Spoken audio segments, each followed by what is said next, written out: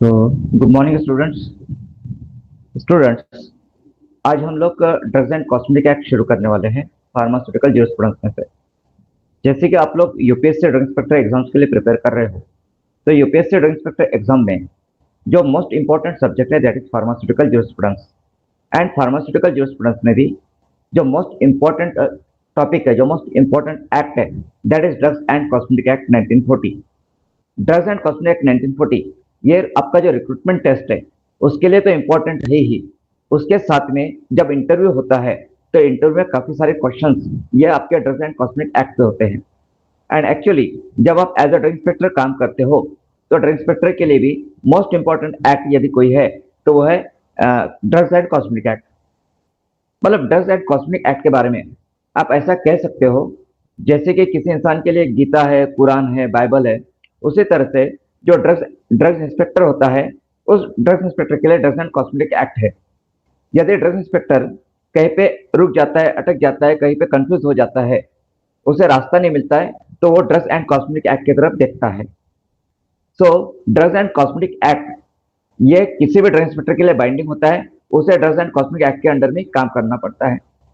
So as a drug inspector जब आप drug inspector exam की प्रिपरेशन कर रहे हो तो आपको ड्रग्स एंड कॉस्मेटिक एक्ट के बारे में इन डेप्थ जानकारी होनी चाहिए। तो यहाँ पे हम लोग जो drugs and cosmetic act study करने वाले हैं, ये जो अपडेटेड है, अपडेटेड एज इट इज, जो ओरिजिनल है, ओरिजिनल जो पीडीएफ है जो कि सीडीएसयू की वेबसाइट पे दिया गया है। तो सीडीएसयू की वेबसाइट से मैंने ये ओरिजिनल पीडीएफ जो है डीएनसी एक्ट का जो अपडेटेड है एज पर सीडीएसयू वेबसाइट, उसको मैंने डाउनलोड किया है एंड उसी को हम लोग डिस्कस करने वाले हैं। यहाँ पे डिस्कस करते समय आपको ध्यान रखना है कि मैंने कुछ की पॉइंट्स हाईलाइट किए हैं, तो की पॉइंट्स आपको रिवाइज करना है एंड यहाँ पे आपको भी अपने खुद के कुछ नोट्स बनानी है। डीएनसी एक्ट ये आपको कब याद रहेगा, जब आप खुद के नोट्स बनाओगे। ओके, तो यहाँ पे मैं गाइड आपको कर रहा हूँ। तो मैं जिस तरह से यहाँ पे आपको गाइड करता हूँ, जिस तरीके से हमारा लेक्चर आगे बढ़ता है, जैसे जैसे हम आगे बढ़ते हैं तो आपके भी नोट्स उस तरह से प्रिपेयर होनी चाहिए, आपका स्टडी उस तरीके से होना चाहिए।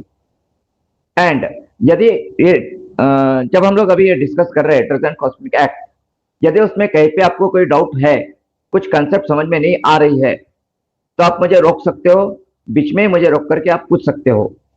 गूगल मीट पे ये लेक्चर लेने का पर्पज ही हमारा ये है कि ऑन टाइम, जिस समय अगर आपको कोई पॉइंट समझ में नहीं आ रहा तो आप मुझे तुरंत रोक सकते हो, मुझसे बात कर सकते हो।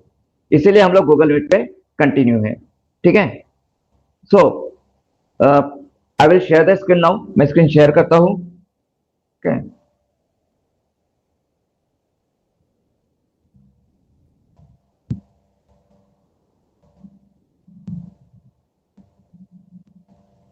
Okay. So the D and C act 1940। तो ये जो डी एंड सी एक्ट 1940 है, सो आई होप कि इसके बारे में आपने काफी कुछ पढ़ा होगा। Okay, D and C act. So now tell me first, what is drug? Drug क्या होता है, कोई बता सकता है आप में से? What is a drug? Anybody? हम लोग यहाँ पे क्या पढ़ने वाले हैं? तो हम लोग यहाँ पे ड्रग्स एंड कॉस्मेटिक्स एक्ट पढ़ रहे हैं, राइट। तो यहाँ पे आपको ड्रग का मीनिंग पता होना चाहिए, right. You should know meaning of drug. तो व्हाट इज अ ड्रग, क्या होता है ड्रग, बता सकते हो? Yes, sir. यस बोलिए, बताइए। हाँ हाँ Drug, बोलिए। drug is an any agent which can be used for the diagnosis, treatment, prevention, and shows the pharmacological action on body. Yes right, absolutely. Okay, so आपने बोला कि any agent which is used to diagnose, treat, mitigate, cure a disease and disorder and it shows pharmacological action on body. सही definition है। Then यहाँ पे चैतन्य ने कहा था कि active pharmaceutical ingredients use in the dosage form, तो वो भी that is also correct, active pharmaceutical ingredient. तो ड्रग्स क्या होते हैं? तो एक्टिव फार्मास्यूटिकल इंग्रेडिएंट होते हैं, एपीआई होता है। API that is a drug. And what is a drug? So drug that is any agent that is used to treat, diagnose, mitigate or prevent a disease or disorder. That is a drug. And cosmetics. Cosmetics क्या होते हैं? What are cosmetics? क्या मतलब है cosmetics का? Cosmetics are the preparations can be externally applied. Only externally applied, internally use नहीं हो सकता है क्या कॉस्मेटिक? आपने कॉस्मेटिक सर्जरी के बारे में कभी सुना है क्या? कॉस्मेटिक सर्जरी या कॉस्मेटिक्स जो है वो ओनली इंटरनल पर्पस जो होते Actually, हैं। हाँ, yes, they are not show the pharmacological action. नहीं, नॉट शोज फार्माकोलॉजिकल एक्शन ऐसा भी हम नहीं बोल सकते हैं। कॉस्मेटिक्स का जो पर्पस होता है, that purpose is to make the body and personality attractive. Personality को, बॉडी को, ऋतुजा ने कहा एजेंट यूज टू ब्यूटिफाइंग और altering appearance. Yes Rutuja, you are right, exactly. Rutuja ने कहा है कि जो अपीयरेंस होता है या जो पर्सनैलिटी होती है, तो पर्सनैलिटी को, अपीयरेंस को अट्रैक्टिव बनाने के लिए यदि हम कोई एजेंट यूज करते हैं तो दैट इज कॉस्मेटिक। तो ड्रग्स और कॉस्मेटिक दोनों में बेसिक डिफरेंस क्या है? तो ड्रग जो है, ड्रग्स जो होते हैं वो हेल्थ मेंटेन करने के लिए यूज किए जाते हैं। ड्रग्स किस लिए यूज होते हैं? हेल्थ को मेंटेन के लिए, हेल्थ को मेंटेन रखने के का इस्तेमाल करते हैं। एंड कॉस्मेटिक्स का इस्तेमाल कब करते हैं? तो आपकी पर्सनैलिटी को, अपीयरेंस को अट्रैक्टिव बनाने के लिए,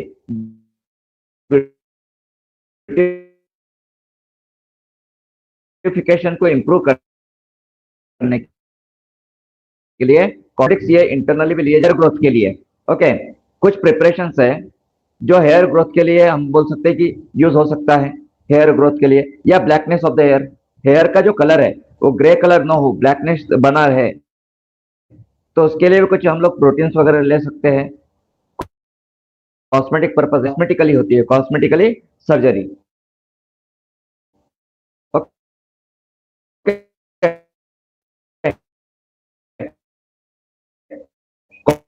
कॉस्मेटिक सर्जन भी होते हैं, ठीक है। तो सबसे पहले, ओके, नाउ अब ये जो ड्रग्स एंड कॉस्मेटिक एक्ट है, ओके, ये कब का है? तो ये 1940 का है, 23 ऑफ 1940। ये कब इंप्लीमेंट हुआ था? तो 10 अप्रैल 1940 को, 10 अप्रैल 1940। तो जो 10 अप्रैल है, ये भी डेट आपको याद रहनी चाहिए। Okay, remember this date. ये जो डेट है 10 अप्रैल 1940। हम लोग ड्रग्स एंड कॉस्मेटिक एक्ट 1940 तो पढ़ते हैं, बट 1940 में कब, कौन सी डेट को? तो 1940 में 10 अप्रैल। यह क्वेश्चन भी आपसे एक आध बार इंटरव्यू में पूछा जा सकता है। या आपका जो स्टडी होता है कितना थारो स्टडी है, कितना डेप्थ में आप स्टडी करते हो, आपका डेप्थ कितना है, इसका अंदाजा लेने के लिए भी आपसे पूछा जा सकता है कि the drugs and cosmetic act 1940 की डेट क्या है, कौन से डेट को इंप्लीमेंट हुआ था। ओके, इस तरह से पूछा जा सकता है। So that is the date जो है वो 10 अप्रैल 1940 है। ओके, 10 ऑफ अप्रैल, याद रखिए। नाउ अब ये जो ड्रग्स एंड कॉस्मेटिक एक्ट है, इसका पर्पस क्या है, इसका ऑब्जेक्टिव क्या है? What is the objective of drugs and cosmetic act, या पर्पस क्या है? तो जैसे आप यहाँ पे देख पा रहे हो, मैंने हाईलाइट किया है। So drugs and cosmetic act का ऑब्जेक्टिव है an act to regulate the import, manufacture, distribution and sale of drugs and cosmetics. Okay, sale of drugs and cosmetics. तो जो ड्रग्स एंड कॉस्मेटिक्स है, तो उनके import, manufacture, distribution and sale को regulate करना, control करना, ये ड्रग्स एंड कॉस्मेटिक एक्ट का मेन पर्पज है, मेन ऑब्जेक्टिव है। Okay, so now repeat this with me, repeat कीजिए कि ड्रग्स एंड कॉस्मेटिक एक्ट का ऑब्जेक्टिव क्या है? So it is an act to regulate the import, manufacture, distribution and sale, IMDS। Okay, IMDS of drugs and cosmetics. Okay, so what is the objective of drugs and cosmetic act? So IMDS, I for import, M for manufacture, D for distribution and S for sale. Okay, IMDS of sale and IMDS of drugs and cosmetics is the purpose or objective of drugs and cosmetic act. Okay, now आगे चलते हैं हम लोग। सो यहाँ पे जो chapters है, okay, तो यहाँ पे जो चैप्टर है उसमें चैप्टर 1 क्या है? इंट्रोडक्शन। तो ये जो चैप्टर्स होते हैं, ये चैप्टर के नाम भी आपको पता होने चाहिए। ओके, तो यहाँ पे chapter 1, Okay, then chapter 2, chapter 3, chapter 4, chapter 5 है, total 5 chapters are there. And how many schedules are there? ये जो ड्रग्स एंड कॉस्मेटिक एक्ट है, इसमें शेड्यूल्स कितने हैं? How many schedules are there? बताइए, किसी को पता होगा? डी&सी एक्ट के शेड्यूल्स कितने होते हैं? How many schedules are there in D&C Act?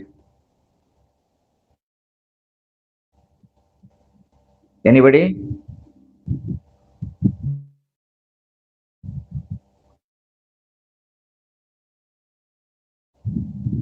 बताइए।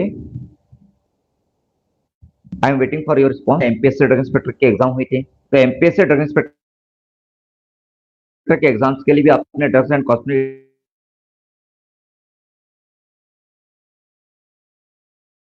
को इन डेप्थ में पढ़ा होगा। सो ये जो ड्रग्स एंड कॉस्मेटिक एक्ट पढ़ते हो, तो यहाँ पे बेसिकली बातें, जो बेसिक बातें हैं वो कौन सी है, वो कौन सी आपको याद रहनी चाहिए। तो ड्रग्स एंड कॉस्मेटिक एक्ट पढ़ते समय जो बेसिक्स है, तो बेसिक्स में सबसे पहले आपको ड्रग्स एंड कॉस्मेटिक एक्ट का ऑब्जेक्टिव पता होना चाहिए। ऑब्जेक्टिव, ओके, ये मोस्ट इंपॉर्टेंट है, इसका ऑब्जेक्टिव क्या है।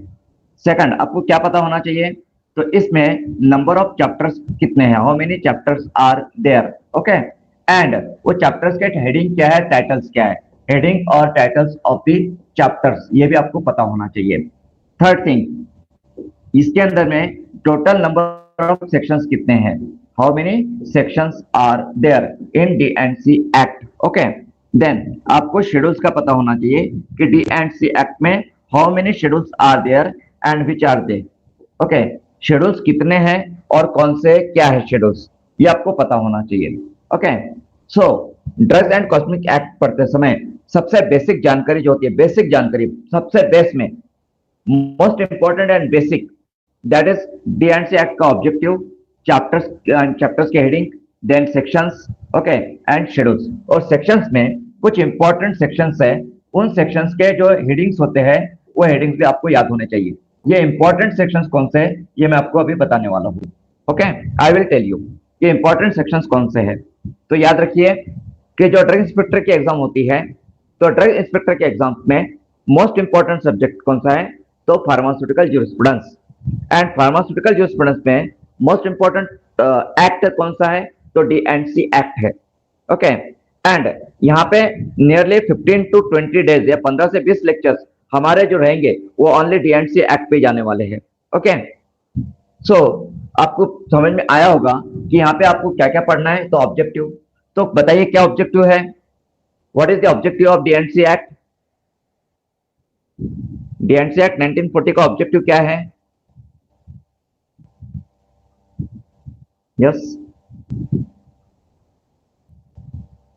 What is the objective of D and C act, अभी हमने डिस्कस किया था। पर्पस ऑफ डी&सी एक्ट बताइए। Regulation of IMSD. IMDS, yes, IMDS of drugs and cosmetics, yes, I import, manufacture, distribution and sell, okay, of drugs and cosmetics, ये इसका objective to regulate, right. Chapters, how many chapters are there, so 5 chapters, total 5 chapters are there. Sections कितने हैं, तो actually में 38 sections are there plus 1, जो last section है वो government of Maharashtra का सेक्शन है, महाराष्ट्र गवर्नमेंट ने इंसर्ट किया हुआ सेक्शन है इसके अंदर में। तो टोटल ओरिजिनली 38 सेक्शंस है प्लस 1 सेक्शंस महाराष्ट्र गवर्नमेंट ने ऐड किया हुआ है। देन शेड्यूल्स कितने हैं, how many schedules are there, so there are 2 schedule, schedule 1 and schedule 2, ऐसे 2 शेड्यूल्स होते हैं ड्रग्स एंड कॉस्मेटिक एक्ट में, राइट। सो यहाँ पे जो शेड्यूल 1 है वो किस रिलेटेड है, शेड्यूल 1 किस रिलेटेड है, एनी आइडिया। आयुर्वेदिक सिद्धा यूनानी, yes, list of books of Ayurvedic सिद्धा एंड यूनानी। तो आयुर्वेदिक सिद्धा एंड यूनानी के जो बुक्स होते हैं, ऑफिशियल बुक या जो पारंपरिक ट्रेडिशनल बुक्स है, तो दोज आर दी, वो शेड्यूल 1 में दिए गए हैं, ओके। नाउ एंड शेड्यूल 2 में क्या है, शेड्यूल 2 सेकंड शेड्यूल में क्या है, any idea? Import. Import, import नहीं बोलेंगे, स्टैंडर्ड्स बोलेंगे, स्टैंडर्ड्स ऑफ इंपोर्ट। मतलब जो ड्रग हम इंपोर्ट करते हैं वो ड्रग्स के स्टैंडर्ड क्या होने चाहिए, या जो ड्रग्स मैन्युफैक्चर किए जाते हैं उनका स्टैंडर्ड क्या होना चाहिए, जो ड्रग्स सेल किए जाते हैं उनका स्टैंडर्ड क्या होना चाहिए। ओके, मतलब यहाँ पे हम लोगों ने जो ये IMDS देखा था, ओके, तो IMDS के स्टैंडर्ड्स क्या होने चाहिए, IMDS के स्टैंडर्ड्स क्या होने चाहिए, तो ये स्टैंडर्ड्स आपको दिए गए शेड्यूल 2 में। Okay, import, manufacturing, distribution and sale of drugs and cosmetics. तो ड्रग्स एंड कॉस्मेटिक्स के जो स्टैंडर्ड्स है वो स्टैंडर्ड्स क्या होने चाहिए वो यहाँ पे शेड्यूल 2 में दिए गए हैं। मतलब ये शेड्यूल 2 में क्या दिया गया है, तो फार्माकोपिया के बारे में, फार्माकोपिया, राइट। जो फार्माकोपिया है या इंडियन फार्माकोपिया है, दैट इज ऑफिशियल बुक, हम उसको ऑफिशियल बोलते हैं। इंडियन फार्माकोपिया को हम क्या बोलते हैं, it is an official book, right. Pharmacopoeia जो है इंडिया में ये ऑफिशियल है। फार्माकोपिया ड्रग्स की क्वालिटी एंड स्टैंडर्ड को रेगुलेट करता है। फार्माकोपिया के जो स्टैंडर्ड्स दिए गए हैं वो through out India uniformly apply होते हैं पूरे इंडिया में। ऐसा है क्या कि महाराष्ट्र में अलग स्टैंडर्ड्स है, गुजरात में अलग है, मध्य प्रदेश में अलग है, ऐसा नहीं है। ऑल ओवर इंडिया जो ड्रग्स के स्टैंडर्ड है, जो ड्रग्स की क्वालिटी मेंटेन करनी पड़ती है, तो फार्माकोपिया के स्टैंडर्ड्स के हिसाब से करनी पड़ती है। आईपी स्टैंडर्ड्स, आईपी में जो पैरामीटर्स है उसके हिसाब से करनी पड़ती है। तो फार्माकोपिया को ऑफिशियल किसने बनाया, फार्माकोपिया को ऑफिशियल किसने बनाया, तो फार्माकोपिया को ऑफिशियल बनाया है schedule 2 of DNC act, right, schedule 2 of DNC act, right. तो डीएनसी एक्ट के शेड्यूल 2 में जो स्टैंडर्ड्स दिए गए हैं उसमें कहा गया है कि फार्माकोपिया होना चाहिए, एंड फार्माकोपिया जो होगा वो ड्रग्स के क्वालिटी को, स्टैंडर्ड को रेगुलेट करेगा, कंट्रोल करेगा all over India uniformly. Okay, तो इस तरीके से जो ड्रग्स एंड कॉस्मेटिक एक्ट है, तो ड्रग्स एंड कॉस्मेटिक एक्ट के बारे में आपको उसका ऑब्जेक्टिव, पहले तो उसका डेट भी पता होना चाहिए। डेट क्या है, तो 10 अप्रैल है, 10 अप्रैल 1940, 10 अप्रैल 1940, ये डेट आपको पता होना चाहिए। देन ऑब्जेक्टिव्स में IMDS, regulate IMDS of drugs and cosmetic. IMDS क्या है, तो import, manufacture, distribution and sale of drugs. Then chapters, how many chapters, तो 5 चैप्टर्स आर देयर। ये चैप्टर्स के हेडिंग क्या है वो हम आगे देखेंगे। देन सेक्शंस, तो 38+1 इस तरह के सेक्शंस है, तो उनके भी हेडिंग्स हम आगे देखेंगे। Then schedules, schedule 1 and schedule 2, ऐसे 2 शेड्यूल्स होते हैं। शेड्यूल 1 जो है वो लिस्ट ऑफ बुक्स है, list of books of Ayurvedic, सिद्ध एंड यूनानी। एंड जो शेड्यूल 2 है वो स्टैंडर्ड्स के बारे में, IMDS, import, manufacturing, distribution and sale of drugs, इसके लिए जो भी स्टैंडर्ड्स होते हैं, ओके, ड्रग्स एंड कॉस्मेटिक के, वो स्टैंडर्ड शेड्यूल 2 में दिए गए हैं। फार्माकोपिया जो ऑफिशियल है, तो ऑफिशियल किस वजह से pharmacopoeia, because of drugs and cosmetic act के शेड्यूल 2 में फार्माकोपिया दिया गया है, राइट। ओके, नाउ मुझे बताइए what are Ayurvedic drugs, Ayurvedic drugs कौन से है as per DNC act, okay, या फिर आयुर्वेदिक ड्रग्स आप किसको कहेंगे एज पर एक्ट, ये जो एक्ट है, एक्ट के अकॉर्डिंगली या legally, legally what are Ayurvedic drugs, okay, legally what are Ayurvedic drugs, क्या होते हैं आयुर्वेदिक ड्रग्स लीगली, बता सकते हो, एनी आइडिया?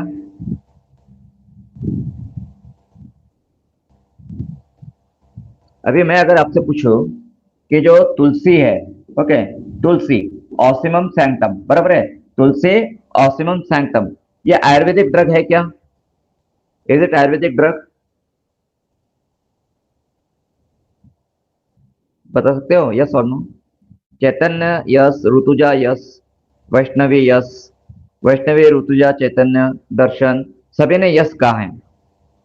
किस बेस पे आप उसको आयुर्वेदिक ड्रग बोल रहे हो? मैं कहता हूं कि it is not Ayurvedic, it is herbal, ये हर्बल ड्रग है तुलसी। आप कहते हो आयुर्वेदिक, तो आयुर्वेदिक और हर्बल में क्या फर्क है? What is the difference between herbal drugs and Ayurvedic drugs? कोई डिफरेंस है क्या दोनों में? Is there any difference between herbal drugs and Ayurvedic drugs? What do you think, क्या लगता है आपको? डिफरेंस है, आयशा ने कहा कि डिफरेंस है। सो क्या डिफरेंस है हर्बल में और आयुर्वेदिक में? बता सकते हो? Any idea?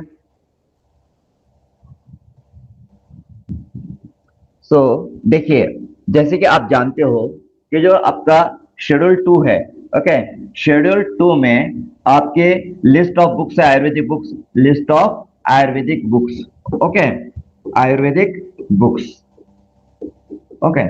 यदि कोई आयुर्वेदिक फॉर्मुलेशन या कोई आयुर्वेदिक ड्रग, मतलब यदि कोई ड्रग या कोई फॉर्मुलेशन, उसका रेफरेंस यहाँ पे जो लिस्ट ऑफ आयुर्वेदिक बुक्स दी गई है शेड्यूल 2 में, आयुर्वेदिक बुक्स की जो लिस्ट दी गई है, उस बुक्स में से यदि कोई फॉर्मुलेशन लिया गया है या कोई ड्रग लिया गया है या वो ड्रग का या उस फॉर्मुलेशन का रेफरेंस इन आयुर्वेदिक बुक्स में हमें मिलता है, तो ही वो आयुर्वेदिक है, तो ही वो आयुर्वेदिक है।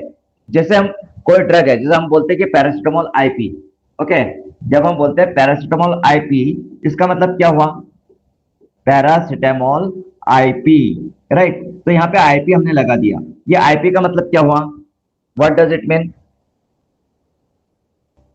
आपने देखा It होगा is ना IP? taken from, it is say, the Indian formula is taken from Indian Pharmacopoeia. हाँ, इंडियन फार्माकोपिया, बट आईपी का मतलब यहाँ पे पैरासिटामोल के, यहाँ पे जो भी पैरासिटामोल है, जो प्रोडक्ट आपके हाथ में है, उसमें जो भी स्टैंडर्ड्स फॉलो किए हैं, जो भी क्वालिटी उसका है, वो quality as per Indian pharmacopoeia के स्टैंडर्ड्स के हिसाब से है, ऐसा उसका मतलब होता है। इसी तरह से जब हम आयुर्वेदिक फॉर्मुलेशन बोलते हैं, आयुर्वेदिक फॉर्मुलेशन या आयुर्वेदिक ड्रग्स बोलते हैं, तो ड्रग्स एंड कॉस्मेटिक एक्ट के हिसाब से, as per the drugs and cosmetic act, Ayurvedic drugs क्या होते हैं? तो जो भी यहाँ पे लिस्ट ऑफ बुक्स है, लिस्ट ऑफ आयुर्वेदिक बुक्स है शेड्यूल 2 में, उन बुक्स में यदि उस ड्रग का या उस फॉर्मुलेशन का रेफरेंस मिलता है, तो ही वो आयुर्वेदिक है, otherwise it is not Ayurvedic, okay, ऐसा इसका मतलब होता है, ठीक है। सो आपको ये जो लिस्ट ऑफ बुक्स है आयुर्वेदा की या यूनानी की, वो भी आपको पता होना चाहिए, ओके। सो यहाँ पे हम लोगों ने जो इंट्रोडक्शन है ड्रग्स एंड कॉस्मेटिक एक्ट का, वो इंट्रोडक्शन हमने कवर किया है, राइट। नाउ अब हम लोग शुरू करते हैं chapter 1, drugs and cosmetic act का चैप्टर 1 क्या है? इंट्रोडक्टरी, नाम याद रखिए, ओके, मैंने हाईलाइट किया हुआ है यहाँ पे, this is highlighted. So chapter 1 of drugs and cosmetic act is introductory, okay. So introductory में इस एक्ट के बारे में क्या बोला है? So short title, extent and commencement. So this act may be called the Drugs and Cosmetic Act 1940. It extends to the whole of India. ठीक है, इस बारे में। अब ये जो एक्ट है, ये एक्ट जो मैंने डाउनलोड किया हुआ है, तो ये CDSCO के वेबसाइट से मैंने किया है। कहाँ से? CDSCO की वेबसाइट पे आप देख पा रहे हो, ये जो आपको यहाँ पे लोगो दिख रहा है, जिस लोगो, ये लोगो है, ओके, ये लोगो किसका है? तो CDSCO का लोगो है, ओके। तो CDSCO के ऑफिशियल वेबसाइट से मैंने इसको डाउनलोड किया है, एंड CDSCO की वेबसाइट पे इसका डेट दिया है 22 नवंबर 2022, ओके। मतलब लास्ट टाइम ये अपडेटेड कब हुआ था? तो ये लास्ट टाइम अपडेटेड हुआ था 22 नवंबर 2022 को, ओके।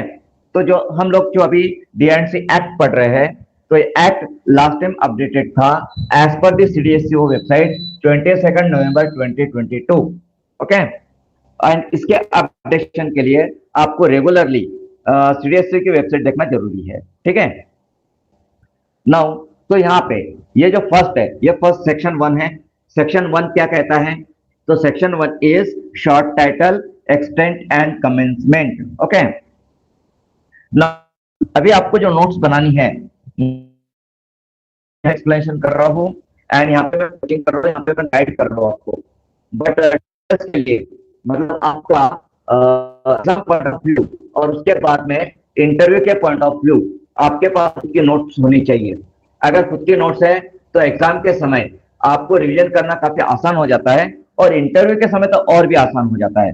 अभी जब हम लोग मॉक इंटरव्यूज ले रहे हैं, तो मॉक इंटरव्यू में हमें ये समझ में आ रहा है कि स्टूडेंट्स ने तो जैसे कि रिक्रूटमेंट टेस्ट में 140 मार्क्स ले लिए, रिक्रूटमेंट टेस्ट में कितने हैं? 140 है या 152 भी है, बट इंटरव्यू में उसे बताते नहीं आ रहा है, उसे बोलते नहीं आ रहा है, आंसर्स देते नहीं आ रहे हैं, ओके। तो रिटर्न टेस्ट देना अलग बात है, इंटरव्यू फेस करना अलग बात है। रिटर्न टेस्ट के लिए आपके पास में अलग स्किल्स होनी चाहिए, इंटरव्यू फेस करने के लिए आपके पास में अलग स्किल होनी चाहिए। एंड अभी से आपको दोनों भी स्किल्स डेवलप करना जरूरी है। ओके, तो अभी जब आप स्टडी कर रहे हो तो आपको इंटरव्यू को भी ध्यान में लेना है। इंटरव्यू को ध्यान में रखते हुए आपको आपका प्रिपरेशन करना है। ऑप्शंस की बात कर रहे हैं तो आपको एक नोट बना लेना है D&C एक्ट पे कि सेक्शन नंबर, ओके, एंड उसका title, section number and title, ऐसा एक टेबल बना लीजिए। ओके, ऊपर में लिख लीजिए D&C act 1940, okay, D&C act 1940, so section number and title, section number 1, okay. तो सेक्शन नंबर 1 का टाइटल क्या है यहाँ पे? तो सेक्शन नंबर 1 का टाइटल है short title extent and commencement, ये हो गया आपका सेक्शन नंबर 1, ओके। Then section number 2, section number 2 क्या है आपका? Applications of other laws not bar, okay. तो यहाँ पे आप सेक्शन नंबर 2 लिख लीजिए आपके नोट्स में, okay, section number 2 and title application of other laws not bar, इस तरह से। अब एक्चुअली ये नोट्स जो है मैं भी आपको दे सकता हूँ, रेडीमेड दे सकता हूँ, बट मुझे देना नहीं है, ये आपके लिए असाइनमेंट है, ऐसा आप समझ लीजिए। It is an assignment for you, आपको ये काम करना है, खुद को करना है। आप खुद करोगे तो ज्यादा समझ पाओगे, ओके। सो यहाँ पे सेकंड सेक्शन क्या कहता है? Application of other laws not bar. तो अदर लॉज जो भी इंडिया में है, अगर दोनों में कहीं पे अगर प्रॉब्लम आता है, दोनों में एक इंटर मतलब इसके वजह से दूसरे लॉ पे इफेक्ट होता है, तो दूसरे लॉ बार नहीं किए गए, वो भी लॉ अपना काम करेंगे। So application of other laws not bar मतलब the provisions of this act shall be in addition to and not in derogation of the dangerous drugs act 1930 two of 1930 and any other law for the time being in force, okay. तो ये जो act है, ये act अपना काम करेगा और दूसरे जो भी एक्ट है वो भी एक्ट अपना काम करते रहेंगे, ऐसा इसका मतलब है। Now section number 3, most important section, okay. अगर हम बात करें ड्रग इंस्पेक्टर एग्जाम्स की, एंड ड्रग इंस्पेक्टर एग्जाम्स में most important subject is pharmaceutical jurisprudence, उसमें most important is drugs and cosmetic act, and drugs and cosmetic act में most important ये definitions है। क्या है? डेफिनेशंस, एंड ये डेफिनेशंस पे जनरली क्वेश्चंस आता है। तो सेक्शन 3 इज डेफिनेशन। सेक्शन 1 क्या था? तो शॉर्ट टाइटल। सेक्शन 2 क्या था? तो application of other laws not bar. Then section 3 is about definition. तो ये जो डेफिनेशन का सेक्शन है, इस पे कई बार क्वेश्चंस आया है, ओके। तो यहाँ पे देखिए जो डेफिनेशंस है, तो डेफिनेशंस में पहला है आयुर्वेदिक, सिद्धा और यूनानी drug includes all medicine intended for internal or external use for or in the diagnosis, treatment, mitigation or prevention of disease or disorder in human beings or animals and manufactured exclusively in accordance with the formulae described in the authoritative books of Ayurvedic, Siddha and Unani typical systems of medicinal specified in the first schedule, okay, specified in the first schedule। हमने discuss किया था, अभी याद आ रहा है आपको? अभी हमने डिस्कस किया था, मैंने आपसे पूछा था कि आयुर्वेदिक मेडिसिन क्या होती है, राइट? पूछा था ना मैंने आपसे कि आप आयुर्वेदिक मेडिसिन क्या होती है, तुलसी आयुर्वेदिक मेडिसिन है या नहीं है। यहाँ पे लिस्ट ऑफ आयुर्वेदिक बुक्स के बारे में हमने बात किया था, तो ये डेफिनेशन में आ गया ना। यहाँ पे क्लियरली मेंशन किया गया डेफिनेशन में, क्या मेंशन किया गया है डेफिनेशन में क्लियरली, कि जो आयुर्वेदिक के ऑथोरिटेटिव बुक्स है, ऑथोरिटेटिव बुक्स मतलब क्या, कि यहाँ पे शेड्यूल 1 में, शेड्यूल 1 जो होता है, फर्स्ट शेड्यूल जो है ड्रग्स एंड कॉस्मेटिक एक्ट का, उस फर्स्ट शेड्यूल में जो भी लिस्ट ऑफ बुक्स है आयुर्वेदा की या सिद्धा की या यूनानी की, वो ऑथोरिटेटिव बुक्स है। एंड जो भी फार्मूला उन बुक्स में से लिया गया है, फार्मूले डिस्क्राइब इन द बुक, तो वही आयुर्वेदिक मेडिसिन होते हैं, और बाकी दूसरे जो भी होंगे वो हर्बल होंगे, राइट? ओके, नाउ नेक्स्ट यहाँ पे है बोर्ड, ओके, बोर्ड। अब बोर्ड से क्या मतलब है? तो बोर्ड से यहाँ पे अभी देखिए डेफिनेशन में फर्स्ट है इन रिलेशन टू आयुर्वेदिक, सिद्धा और यूनानी ड्रग, द आयुर्वेदिक, सिद्धा एंड यूनानी drugs technical board constituted under section 33C।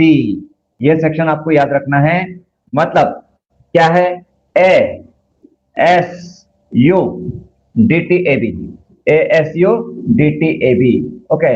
तो जो DTAB है दैट यू नो, DTAB जो है उसके बारे में आपको पता है। DTAB क्या होता है? Drug technical advisory board. DTAB is drug technical advisory board and ASU Ayurvedic, सिद्धा एंड यूनानी। तो आयुर्वेदिक, सिद्धा एंड यूनानी का जो ड्रग्स टेक्निकल एडवाइजरी बोर्ड है उसका जो कॉन्स्टिट्यूशन होता है वो कौन से सेक्शन के अंडर होता है? तो सेक्शन 33C, सेक्शन 33C। तो यहाँ पे भी आपको नोट बनाना है एंड नोट में आपको लिखना है कि यहाँ पे ASUDTAB, ओके, यहाँ पे आपको मेंशन करना है आपके नोट में सेक्शन एंड इंपॉर्टेंस या नोट। तो यहाँ पे आपको लिखिए ASUDTAB। तो ASUDTAB जो है वो कौन से सेक्शन में आता है? तो सेक्शन 33, राइट, 33C में, 33C। तो ये आपको यहाँ पे इस तरीके से आपने नोट बनानी चाहिए ASUDTAB के बारे में। देन DTAB आए, DTAB कौन से सेक्शन में आता है? तो DTAB सेक्शन 5 में आता है, सेक्शन 5। अगर आप इस तरीके से नोट बना करके पढ़ोगे तो मैं कहता हूँ आपको कि इससे आसान सब्जेक्ट और कोई हो ही नहीं सकता। ये सब्जेक्ट ऐसा जैसा आपका मैथ्स होता है, अगर मैथ्स आपका करेक्ट होता है, ओके, करेक्टली आप सॉल्व करते हो तो उसको आउट ऑफ मार्क्स मिलते हैं। मैथ्स में आपको आउट ऑफ मार्क्स मिलते हैं अगर आपने पूरा करेक्ट सॉल्व किया तो उसमें मार्क्स कम होने के कोई चांसेस ही नहीं है। उसी तरीके से ये फार्मास्यूटिकल जूरिस्प्रूडेंस का सब्जेक्ट है। इस सब्जेक्ट का अगर आपने प्रॉपर नोट बना लिया, आपको ये समझ में आ जाता है कि इसकी नोट कैसे बनानी है एंड उसको आप प्रॉपरली रिवाइज करते हो तो इसमें मार्क्स कम होने के चांसेस ही नहीं है। आपको यहाँ पे आउट ऑफ मार्क्स मिल सकते हैं एंड काफी स्कोरिंग सब्जेक्ट है। जनरली क्या होता है कि जो स्टूडेंट्स होते हैं, फार्मेसी के स्टूडेंट्स, वो डरते हैं इस सब्जेक्ट से। उन्हें लगता है कि काफी कॉम्प्लिकेटेड सब्जेक्ट है, या फिर ये लगता है कि इसको बहुत ज्यादा रट्टा मारने की जरूरत है, बहुत ज्यादा याद करना पड़ता है, या फिर इस सब्जेक्ट का जो आंसर है वो लॉ के लैंग्वेज में एज इट इज लिखना पड़ता है। ओके, ऐसा नहीं है। अगर आप इसको सही तरीके से पढ़ोगे, इसमें अपडेट रहोगे और इसका प्रॉपर नोट बनाओगे तो इससे आसान सब्जेक्ट दूसरा कोई भी नहीं है।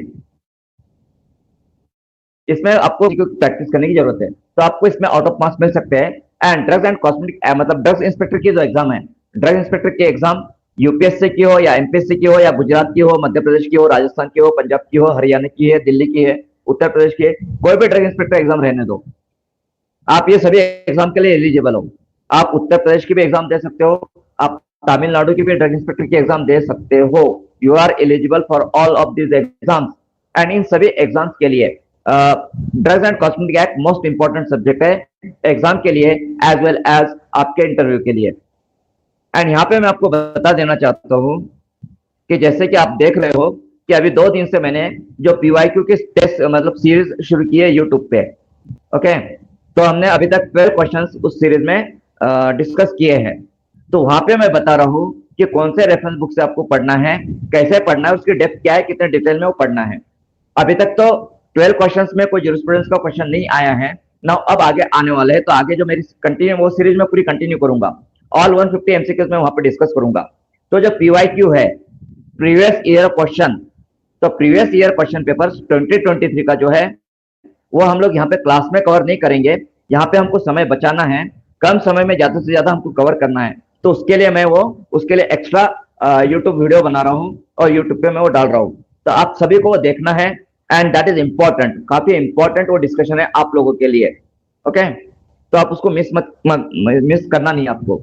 तो यहाँ पे फार्मास्यूटिकल जूरिस्प्रूडेंस को पढ़ने का एक तरीका है, एक सही तरीके से अगर आप पढ़ते हो, प्रॉपर नोट्स बना के पढ़ते हो, प्रॉपर रिवीजन करते हो, तो इससे बेस्ट सब्जेक्ट और इससे ज्यादा स्कोरिंग सब्जेक्ट, इससे ज्यादा इजीएस्ट सब्जेक्ट और दूसरा कोई नहीं है। ओके, एंड मैं आपको बता दूं कि pharmaceutical jurisprudence is my favourite subject, ये मेरा फेवरेट सब्जेक्ट है। ओके, चलिए, सो नाउ सो फर्स्ट यहाँ पे आयुर्वेदिक, सो इन रिलेशन टू आयुर्वेदिक, सिद्धा और यूनानी ड्रग्स, द आयुर्वेदिक, सिद्धा एंड यूनानी drugs technical advisory board constituted under section 33C. Okay, then in relation to any other drug or cosmetic, the drugs technical advisory board constituted under section 5, under section 5. अब ये जो question है आपको याद होगा, अगर लास्ट ईयर का आपने जीपैट का पेपर देखा होगा, पिछले साल का मतलब 2025 का, तो 2025 के पेपर में आई थिंक एएससी और डीटीएबी के बारे में क्वेश्चन पूछा गया था। एंड ये जो डीटीबी का सेक्शन 5 का है, इसके बारे में तो काफी एग्जाम्स में क्वेश्चंस है, not only drug inspector exam but आपकी आरआरबी है, देन सीआरएम्स है, जेडपी है, डीएचएस है, डीएमईआर है, ये जितने भी एग्जाम्स है फार्मेसी ऑफिसर्स के एग्जाम्स, तो इन सभी फार्मेसी ऑफिसर्स के एग्जाम्स में काफी बार ये DTAB एंड सेक्शन 5 के बारे में पूछा गया है। Okay, so that is important point, highlight किया मैंने, आप भी इसको नोट कीजिए। Now next, cosmetic. तो मैंने आपको शुरू में पूछा था कि what is the definition of cosmetic, cosmetic की क्या डेफिनेशन है। तो कॉस्मेटिक का मेन पर्पस क्या है? To beautify the body, to make the personality attractive, personality को अट्रैक्टिव बनाना, ये मेन पर्पस होता है कॉस्मेटिक का, राइट। सो कॉस्मेटिक की डेफिनेशन, तो यहाँ पे कई बार कई पेपर में ऐसा पूछा गया है कि कॉस्मेटिक की डेफिनेशन कहाँ पे दी गई है, कॉस्मेटिक की डेफिनेशन कहाँ पे दी गई है। ऐसा DMER में भी पूछा गया है, ऐसा DHS में भी पूछा गया है, ऐसा कई सारी एग्जाम्स में पूछा गया है। कॉस्मेटिक ये जो डेफिनेशन है कहाँ पे दी गई है, ओके, कौन से सेक्शन में डेफिनेशन कवर होती है। तो कॉस्मेटिक के जो डेफिनेशन है ये कौन से सेक्शन में कवर होती है बताइए तो। Which section covers the definition of cosmetic? Section 3, yes Vaishnavi, correct correct, Vaishnavi ने आंसर दिया है। तो सेक्शन 3, तो DMER का पेपर देखिए, PYQ, DHS का PYQ देख लीजिए, उसमें आपको यह क्वेश्चन मिलेगा कि कॉस्मेटिक के डेफिनेशन कौन से सेक्शन में कवर होती है। तो कॉस्मेटिक के जो डेफिनेशन है वो सेक्शन 3 में कवर होती है D&C एक्ट के। Now what is cosmetic? तो cosmetic means any article, any article मतलब कुछ भी हो सकता है, एनीथिंग, कुछ भी हो सकता है। जैसे कि आपका प्लेन वाटर है, अगर आप प्लेन वाटर को ब्यूटिफिकेशन पर्पस के लिए यूज कर रहे हो, पर्पस याद रखिए, पर्पस, अगर आप उसको ब्यूटिफिकेशन पर्पस के लिए यूज कर रहे हो, या ऑक्सीजनेटेड वाटर है, ऑक्सीजनेटेड वाटर जिसमें ऑक्सीजन बहुत ज्यादा है, उस वाटर को आप यदि ब्यूटिफिकेशन के लिए कर रहे हो, स्किन को ब्राइट करने के लिए कर रहे हो, स्किन को ब्राइट, ओके, फ्रेश करने के लिए कर रहे हो, तो वो भी कॉस्मेटिक बन जाएगा। Okay, so cosmetic means any article intended to be rub, powdered, sprinkle और स्प्रेड ऑन और इंट्रोड्यूस इनटू, इनटू आ गया, इनटू मतलब अंदर भी डाल ले सकते हैं बॉडी के अंदर में, तो or introduce into or otherwise applied to the human body or any part thereof for cleansing, beautifying, promoting attractiveness or altering the appearance, and includes any article intended for use as a component of cosmetic. Okay, so cosmetic में जो कोई भी article है कुछ भी हो सकता है, जैसे वाटर है, वाटर तो हम क्लींजिंग के लिए यूज करते हैं ना, क्लींजिंग, बॉडी क्लींजिंग को यूज करते हैं बॉडी क्लींजिंग के लिए। तो यदि कोई कहता है कि वाटर एज अ कॉस्मेटिक, तो सही है, गलत क्या है? ये जो डेफिनेशन है, इस डेफिनेशन के हिसाब से अगर आप एक बॉटल में वाटर पैक करते हो, ओके, एक बॉटल में वाटर फिल करते हो और उस पर लिख देते हो कि this water is used for cleansing purpose only, for cleansing purpose on, rules उस पर अप्लाई हो जाएंगे। यदि आप लिखते हो कि this water is for drinking purpose only, drinking purpose only, तो कॉस्मेटिक के रूल अप्लाई नहीं होते हैं, राइट। तो देखिए लेबल के ऊपर में कितना फर्क पड़ता है। अगर आप लिख रहे हो वाटर बॉटल है कि this water is for cleansing purpose only, तो कॉस्मेटिक के रूल अप्लाई होते हैं, and this water is for drinking purpose only, तो वहां पे FSSAI का सर्टिफिकेशन लग जाएगा, right. For drinking purpose only तो आपने देखा होगा जो water for cleansing, beautifying, promoting attractiveness or altering the appearance and includes any article intended for use as a component of cosmetic। अब यहाँ पे ये जो स्टेटमेंट आया है एंड के आगे, एंड के आगे क्या आया है? so includes any article intended for use as a component of cosmetic। तो इसका मतलब ये क्या इंडिकेट करता है? ये जो स्टेटमेंट है, जो स्टेटमेंट है includes any article intended for use as a component of cosmetic, तो जो ये जो स्टेटमेंट है क्या इंडिकेट कर रहा है? What does it indicate? क्या है वो, बता सकते हो? Any article intended for use as a component of cosmetic, article as a component, इसका मतलब क्या हुआ? What does it mean? क्या मतलब निकालते हो आप इसका, बता सकते हो? देखिए जब आप डेफिनेशन को समझने की कोशिश करते हो या फार्मास्यूटिकल ज्यूरिस्प्रूडेंस में जो स्टेटमेंट दिए गए हैं, वो स्टेटमेंट में जो लैंग्वेज यूज की जाती है उसका एग्जैक्ट मीनिंग हमें निकालते आना चाहिए। ओके, तो यहाँ पे article intended for use as a component of cosmetic, इसका मतलब है एक्सिपिएंट्स। कॉस्मेटिक्स में जो एक्सिपिएंट्स यूज किए जाते हैं वो एक्सिपिएंट्स। तो कॉस्मेटिक्स में जितने भी एक्सिपिएंट्स यूज किए जाते हैं, all of those are also cosmetics.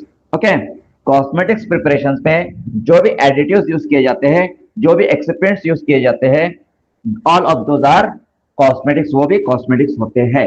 Okay, so I hope कि यहाँ पे जो कॉस्मेटिक की डेफिनेशन है ये आपको क्लियर हो गई होगी, ये आपको समझ में आ गई होगी। ओके, नाउ नेक्स्ट, अब हम नेक्स्ट इंपॉर्टेंट डेफिनेशन पे जा रहे हैं।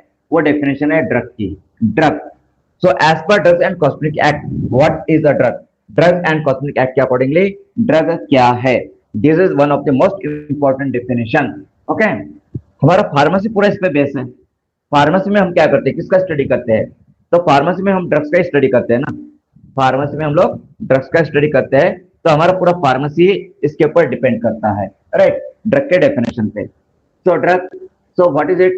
First, all medicines for internal or external use of human beings or animals, and all substances intended to be used for or in the diagnosis, treatment, mitigation, or prevention of any disease or disorder in human beings or animals, including preparations applied on human body for the purpose of repelling insects like mosquitoes। Okay, so drug के definition में क्या क्या इसमें cover किया है, इसमें की points क्या क्या है? ओके, तो की पॉइंट्स में इंटरनल और एक्सटर्नल यूज दोनों भी आ गए, ह्यूमन एंड एनिमल दोनों भी आ गए, ठीक है। एंड ऐसे सब्सटेंसेस जो कि diagnosis, treatment, mitigation and prevention के लिए यूज होते हैं डिसीजेस के। ओके, आल्सो इट इंक्लूड्स जो आपके मॉस्किटो रिपेलेंट क्रीम होती है, मॉस्किटो रिपेलेंट क्रीम पता होगा आपको। तो मॉस्किटो रिपेलेंट क्रीम जो होती है वो भी ड्रग की कैटेगरी में आती है। अगर आपसे इंटरव्यू में क्वेश्चन पूछा जाए, इंटरव्यू में क्वेश्चन पूछा जाए कि मॉस्किटो रिपेलेंट क्रीम जो है वो ड्रग है या नहीं है, तो आप क्या कहोगे? ओके, इंक्लूडिंग प्रिपरेशन बोला है, प्रिपरेशन, प्रिपरेशन का मतलब भी डोसेज फॉर्म है। प्रिपरेशन का मतलब क्या है? Dosage form. Okay, yes Vaishnavi, so preparation का मतलब डोसेज फॉर्म है, एंड डोसेज फॉर्म मतलब क्रीम है यहाँ पे, क्रीम। तो मॉस्किटो रिपेलेंट क्रीम जो है वो भी ड्रग की कैटेगरी में आ जाती है। ओके, तो ये आपको पता होना चाहिए।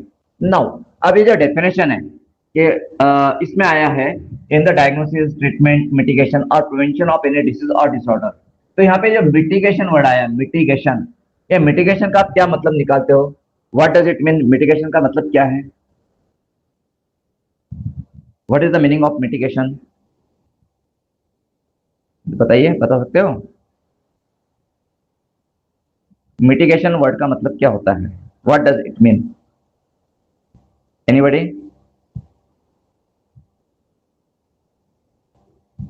कई बार आपने ये डेफिनेशन पढ़ा होगा ड्रग का। ओके, तो आपको पता है ये डेफिनेशन में क्या है? तो डायग्नोसिस है, ट्रीटमेंट है, मिटिगेशन है और प्रिवेंशन है। सो मिटिगेशन का मतलब क्या होता है?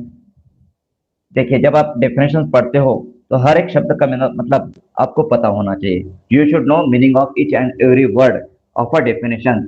उसकी वजह से क्या होता है कि आपकी कंसेप्ट क्लियर हो जाती है, आपका कंफ्यूजन नहीं होता है, आप नेगेटिव मार्किंग में नहीं जाते हो। ओके, सो मिटिगेशन का मतलब, यस, ओके, मैं पढ़ नहीं पाया, क्या कमेंट था आपका? Mitigation To reduce. चलिए मैं बता, yes, to reduce, correct correct. Mitigation मतलब to reduce, control to reduce. Okay, या फिर to keep under control, to keep under control. There are many diseases, there are many diseases कि जिसको हम पूरी तरह से क्योर नहीं कर सकते हैं, बट उसको हम कंट्रोल में तो रख सकते हैं। फॉर एग्जाम्पल HIV है, क्या HIV का ट्रीटमेंट पॉसिबल है? क्योर पॉसिबल है? HIV को हम क्योर कर सकते हैं क्या? तो HIV को क्योर नहीं किया जा सकता है, बट उसका जो वायरल लोड है, वायरल लोड, उसको हम लोग कम कर सकते हैं, उसको हम अंडर कंट्रोल रख सकते हैं। या फिर ब्लड प्रेशर है, तो जो आपका ब्लड प्रेशर मतलब जो प्राइमरी ब्लड प्रेशर है, ओके, प्राइमरी, तो प्राइमरी ब्लड प्रेशर को या एसेंशियल ब्लड प्रेशर जो होता है उसको हम लोग क्योर कर सकते हैं क्या? पूरी तरह से ठीक कर सकते हैं क्या? नहीं। तो विथ एंटी हाइपरटेंसिव ड्रग हम उसको मिटिगेट करते हैं, उसको कंट्रोल में रखते हैं। अगर किसी को टाइप 1 डायबिटीज मेलेटस है, टाइप 1 डायबिटीज मेलेटस, तो इज इट क्यूरेबल?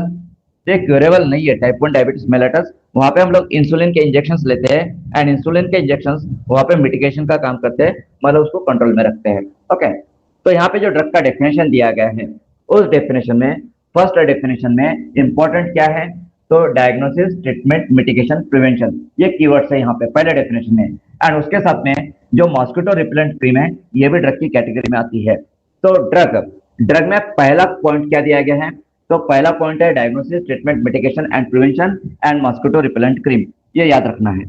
नाउ दूसरा पॉइंट क्या है, what is the second point about drugs? So, such substances other than food intended to affect the structure or any function of the human body are intended to be used for the destruction of vermin or insects which cause disease in human beings or animals, as may be specified from time to time by the central government by notification in the official gazette. All substances intended for use as components of a drug, including empty gelatin capsules. Okay. तो second definition क्या है drug की?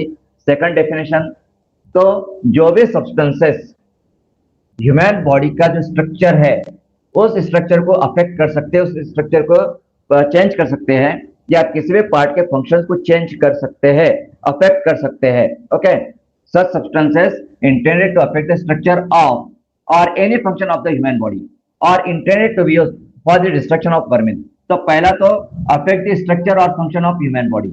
Okay, मतलब human body का जो function है या जो स्ट्रक्चर है, उसको अफेक्ट करने वाले ड्रग सब्सटेंसेस, वो ड्रग हो सकते हैं। Second, destruction of the vermin. Vermin मतलब क्या? इंसेक्ट। इंसेक्ट मतलब मक्खियां, राइट? मक्खियां जो होती है, फ्लाइज। ओके, तो फ्लाइज जो होती है, मक्खियां जो होती है, बीज होती है, तो उसकी वजह से कई सारे कॉलरा जैसे डिसीज हो सकते हैं, कॉलरा, टाइफाइड, इस तरह के डिसीज हो सकते हैं।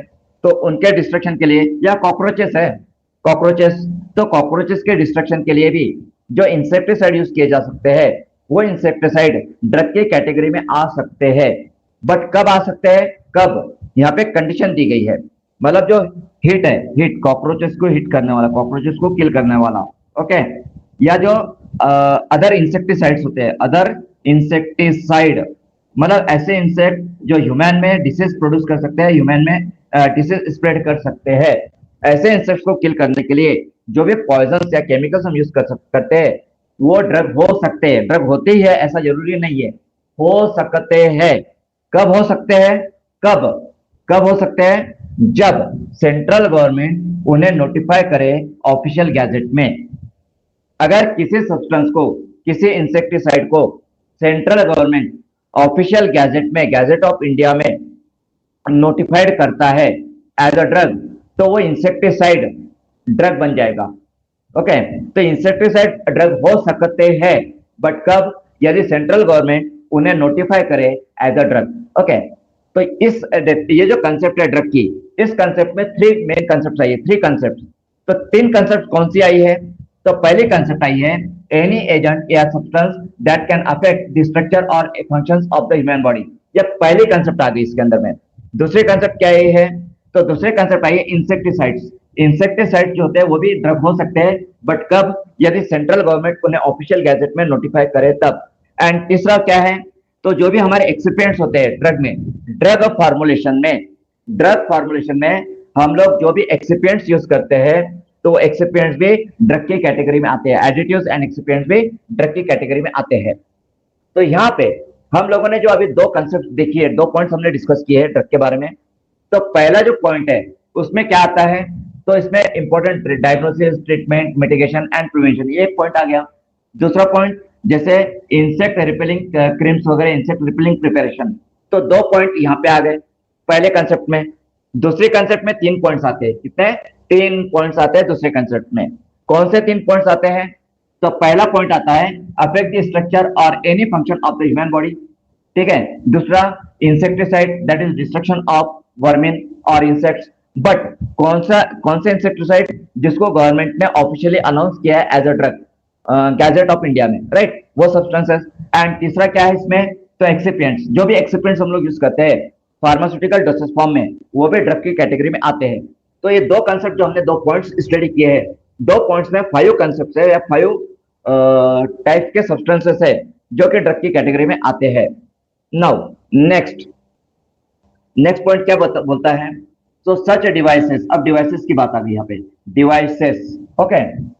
तो सच devices intended for internal or external use in the diagnosis, treatment, mitigation or prevention of disease or disorder in human beings or animals as may be specified from time to time by the central government by notification in the official gazette after consultation with the board, okay। सो यहाँ पे जो तीसरा point है, तो इसके अंदर में one concept is there, एक कंसेप्ट आती है, ओके, जो कि ड्रग के बारे में बताती है। तो total 6 concept are there, 6 concept है ड्रग के अंदर में। ड्रग की जो डेफिनेशन है, official definition, legal definition, drug and cosmetic act की डेफिनेशन, उसमें ड्रग को रिलेटेड 6 कंसेप्ट आती है, 6 कंसेप्ट आती है। नाउ ये जो कंसेप्ट है सच डिवाइसेस, अब मुझे एक बात बताइए, ये जो डेफिनेशन आप पढ़ रहे हो, इस डेफिनेशन के अकॉर्डिंगली जो स्टेथोस्कोप होता है, स्टेथोस्कोप, ओके, तो स्टेथोस्कोप ड्रग हो सकता है क्या? Can it be a drug as per this act? As per this act stethoscope drug हो सकता है क्या? Is it a drug? क्या लगता है आपको? Yes, it can be a drug, क्योंकि उसे हम डायग्नोसिस के लिए इस्तेमाल करते हैं। We use it for diagnosis purposes, right. या जो स्टेंट्स होते हैं, स्टेंट्स, ओके, एंजियोप्लास्टी में स्टेंट्स लगाए जाते हैं एंजियोप्लास्टी के समय, तो जो स्टेंट्स होते हैं ये ड्रग की कैटेगरी में आ सकते हैं क्या? आ सकते हैं क्या? यस, दे आर ऑल्सो, क्योंकि वो ट्रीटमेंट के लिए यूज होते हैं, मिटिगेशन के लिए यूज होते हैं, प्रिवेंशन के लिए यूज होते हैं स्टेंट्स, ओके। एंड स्टेंट तो एनएलएम में भी दिया गया है।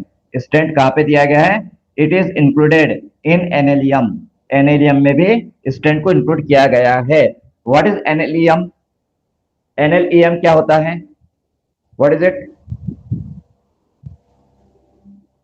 एनएलएम क्या है बताइए? What is NLM? National list of essential medicine, correct, correct Rutuja, very good Rutuja. So NLM is national list of essential medicine, okay, ठीक है, ओके। तो यहाँ पे ये पॉइंट है, इस पॉइंट में डिवाइसेस के बारे में, मेडिकल डिवाइसेस के बारे में है। तो medical devices can be a drug, but अब मेडिकल डिवाइसेस भी ड्रग कब हो सकते हैं? यदि किसी मेडिकल डिवाइसेस को गवर्नमेंट जो है वो ऑफिशियल गैजेट में एज अ ड्रग डिक्लेयर करता है, तो वो ड्रग की कैटेगरी में आ जाता है। तो यहाँ पे as a drug 6 points, 6 concept हमने क्या देखे ड्रग के बारे में? तो ड्रग के बारे में 6 कंसेप्ट में हमने क्या क्या देखा, क्या क्या हो सकता है ड्रग? तो कोई भी एजेंट हो, एनी एजेंट जो इंटरनली एक्सटर्नली यूज होता है for diagnosis, treatment, mitigation, prevention, DTMP, diagnosis, treatment, mitigation, prevention of disease और डिसऑर्डर, राइट। तो ये ड्रग हो सकता है। देन और ड्रग के बारे में हमने क्या देखा? तो जो रिपेलेंट क्रीम होती है, जैसे मॉस्किटो रिपेलेंट क्रीम या इंसेक्ट रिपेलेंट प्रिपरेशन होती है, वो भी ड्रग होते हैं।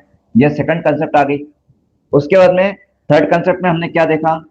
तो थर्ड कंसेप्ट में जो भी आपके एक्सिपिएंट्स होते हैं ड्रग में, एक्सिपिएंट्स, तो सभी एक्सिपिएंट्स ये भी ड्रग की कैटेगरी में आ जाते हैं, ऑल एक्सिपिएंट्स, राइट। एक्सिपिएंट्स के बाद में जो इंसेक्टिसाइड्स होते हैं, तो इंसेक्टिसाइड्स यदि गवर्नमेंट उसे नोटिफाई करता है, ओके, इंसेक्टिसाइड्स, इंसेक्टिसाइड, ओके, तो जो इंसेक्टिसाइड्स होते हैं, तो गवर्नमेंट यदि उन्हें ऑफिशियल गैजेट में नोटिफाई करता है तो भी वो ड्रग हो जाते हैं। देन यहाँ पे मेडिकल डिवाइसेस है, मेडिकल डिवाइसेस, तो गवर्नमेंट यदि किसी मेडिकल डिवाइस को एज अ ड्रग डिक्लेयर करता है ऑफिशियल गैजेट में, तो वो भी ड्रग हो जाता है, ओके। देन एक कौन सा पॉइंट रहा इसके अंदर में? यस, क्या रहा इसमें? So one point is, 6 points है ना इसमें, तो वन पॉइंट कौन सा रहा है? इंसेक्टिसाइड, तो हाँ यह पॉइंट रहा है। तो इंटेंडेड, ओके, हाँ, तो यहाँ पे ड्रग्स के कंसेप्ट में 1 पॉइंट, एक पॉइंट क्यों रहा है? 6 पॉइंट है। सो एक मिनट, ड्रग, हाँ, so affect the structure or any function of the human body, okay, human body का स्ट्रक्चर या फंक्शन को अफेक्ट करने वाला, ओके, अफेक्ट द स्ट्रक्चर और फंक्शन ऑफ ह्यूमन बॉडी, तो वो भी ड्रग की कैटेगरी में आता है, एंड फंक्शन, ओके। अगर आप इस तरीके से स्टडी करते हो ओके, तो क्या डिफिकल्टी इसके अंदर में? कोई डिफिकल्टी नहीं है। ओके, आपको सभी पॉइंट्स, सभी डेफिनेशन आसानी से याद रहेगी। तो ड्रग क्या होता है? तो ड्रग वो होता है जो कि diagnosis, treatment, medication, prevention of disease and disorder के लिए यूज हो, जो कि इंसेक्ट्स को रिपेल करता हो, रिपेलेंट प्रिपरेशन हो। जो भी ड्रग्स में डोसेज फॉर्म में जो भी एक्सिपेंट्स होते हैं वो भी ड्रग की कैटेगरी में आते हैं। इंसेक्टिसाइड्स जो होते हैं, यदि गवर्नमेंट उसको नोटिफाई करता है तो वो ड्रग हो जाते हैं। Then medical devices, medical devices में ड्रग गवर्नमेंट यदि उसको नोटिफाई करता है तो वो भी ड्रग हो जाते हैं। Then any substance which affect the structure और फंक्शन ऑफ ह्यूमन बॉडी, तो वो भी ड्रग होता है। तो यहाँ पे हमने ये ड्रग की इतनी सारी कंसेप्ट देखी है। ओके, तो ये 6 कंसेप्ट इसमें है। तो ये सभी कंसेप्ट, मतलब इनमें से यदि कोई भी एक सेटिस्फाई होता है तो दैट इज अ ड्रग।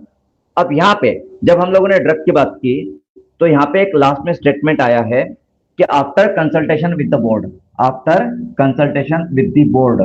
तो व्हाट इज दिस बोर्ड? ये बोर्ड क्या मतलब है इसका? What is that board? क्या बोर्ड है ये? बताइए, बोर्ड मतलब क्या? After consultation with the board मतलब DTAB। Yes Rutuja, yes yes Vaishnavi, yes it is DTAB, correct है।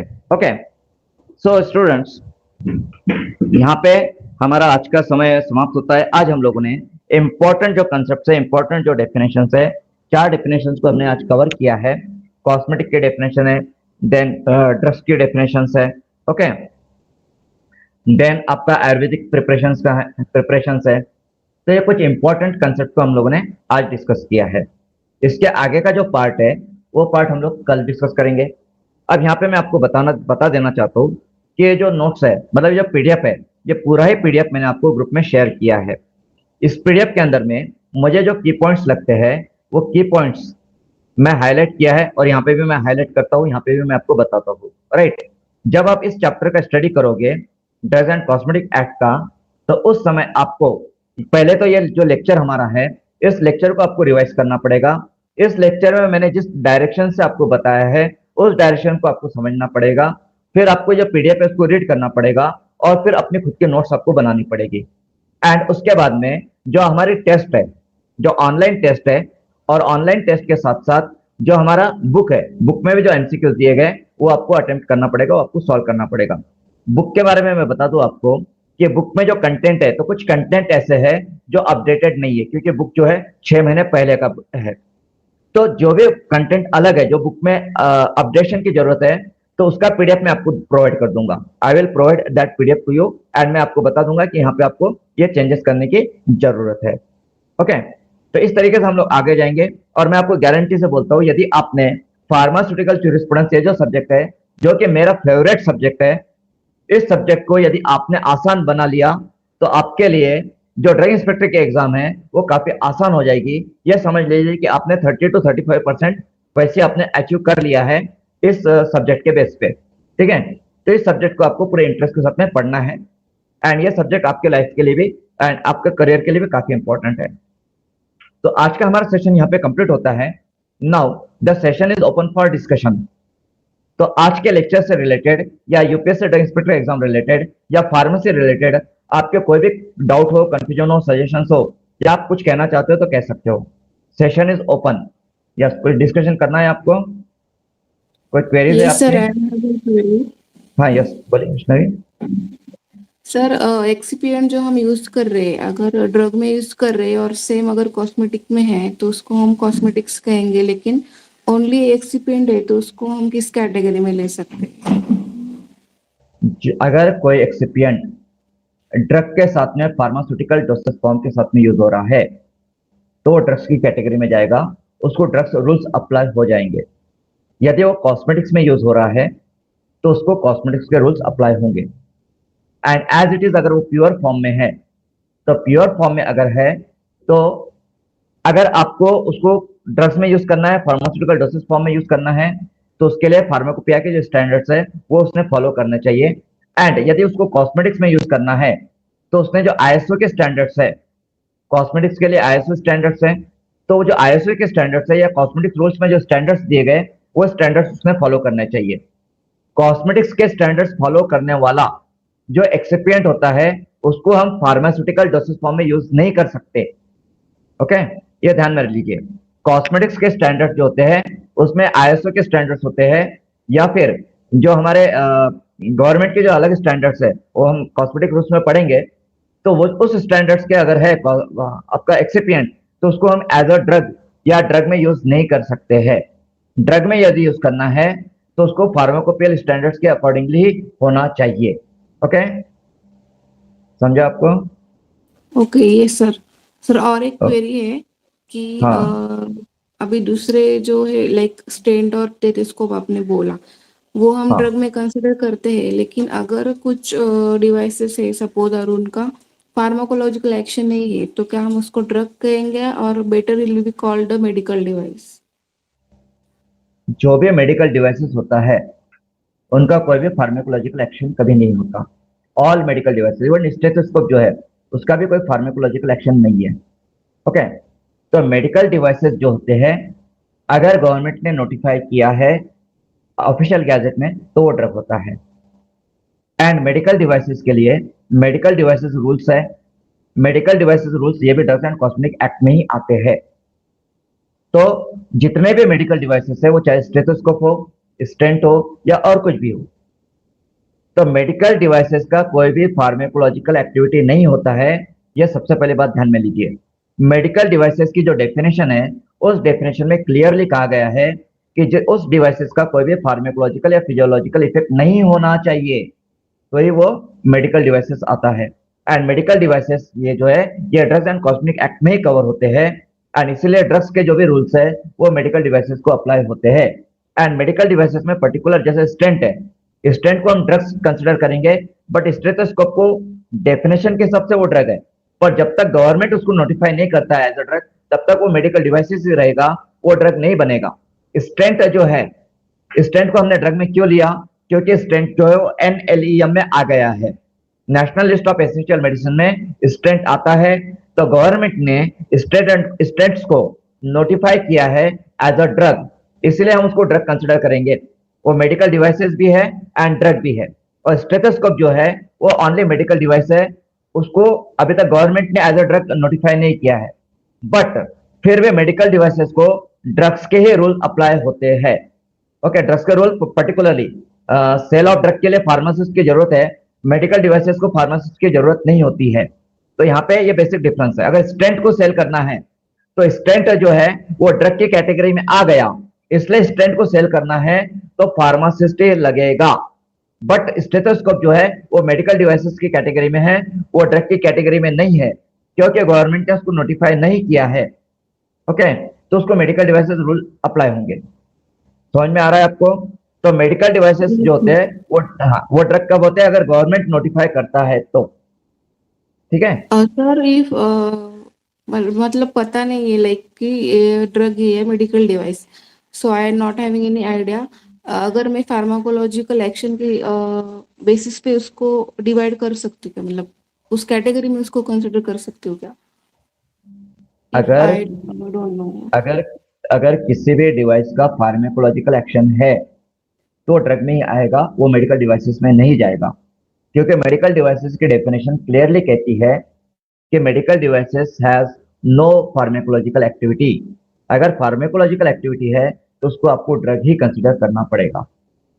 Okay, okay sir, yes clear. ठीक है, चलेगा। Okay, yes. So now I will stop here today, let's continue tomorrow. Yes, Rutuja, then आज नया कोना Rutuja, okay, then Madhura. Yes, Rutuja and Madhura, आपको कोई problem है, कोई डाउट है? यस, ऋतुजा, का प्रॉब्लम?